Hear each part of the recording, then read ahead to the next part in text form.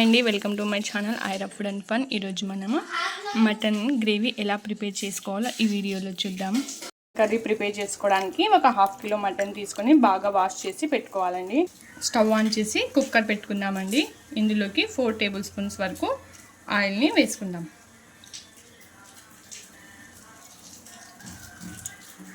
Oil heat అయ్యాక ఇందులోకి ఒక బిగ్ సైజ్ ఆనియన్ని ఇలా కట్ చేసి వేసుకోవాలి. ఆనియన్స్ సాఫ్ట్గా అయ్యేంత వరకు ఉడికించుకుందామండి. ఆనియన్స్ సాఫ్ట్ అయిన తర్వాత ఇందులోకి మనము వాష్ చేసి పెట్టుకున్న మటన్ని కూడా వేసుకుందామండి. ఇప్పుడు ఇందులోకి రుచికి సరిపడా ఉప్పుని యాడ్ చేద్దాం. ఇంకా 1/2 స్పూన్ పసుపు అండి.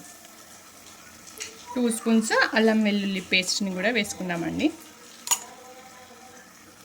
ఇవన్నీ వేసిన తర్వాత దీన్ని కలుపుకొని మటన్లోని వాటర్ మొత్తం వెళ్ళేంత వరకు కుక్ చేసుకోవాలి.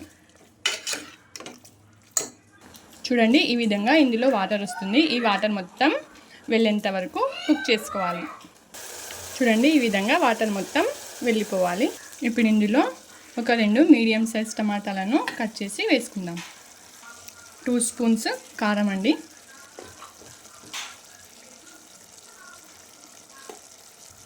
1 స్పూన్ ధనియా పౌడర్.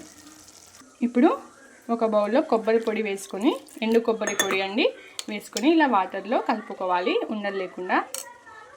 చూడండి, ఎక్కడ లంప్స్ లేకుండా కలుపుకోవాలి. ఈ పేస్ట్ని కూడా మనం ఇందులో వేసుకుందామండి. ఇలా కొబ్బరి పొడి వేసుకోవడం వల్ల మన గ్రేవీకి, మటన్ గ్రేవీకి మంచి గ్రేవీ అనేది వస్తుందండి. టేస్ట్ కూడా బాగుంటుంది. ఇప్పుడు ఇందులోకి 1 స్పూను మటన్ మసాలా అండి. ఈ మటన్ మసాలా సూపర్ మార్కెట్లలో ఈజీగా అవైలబుల్గా ఉంటుంది. వీటన్నిటిని ఒకసారి బాగా కలుపుకుందామండి.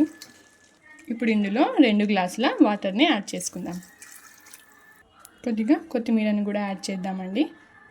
ఇప్పుడు దీన్ని లిడ్ క్లోజ్ చేసి ఒక 4 విజిల్స్ వచ్చేంత వరకు ఉడికించుకుందామండి. మీరు మీ కుక్కర్ విజిల్ని బట్టి ఉడికించుకోండి. మంటను మీడియం ఫ్లేమ్లో పెట్టుకొని కుక్ చేసుకుందాం. వచ్చిన తర్వాత స్టవ్ ఆఫ్ చేసేసి కుక్కర్లోని గాలి మొత్తం వెళ్ళేంత వరకు ఆగి దీన్ని ఓపెన్ చేసుకుందామండి.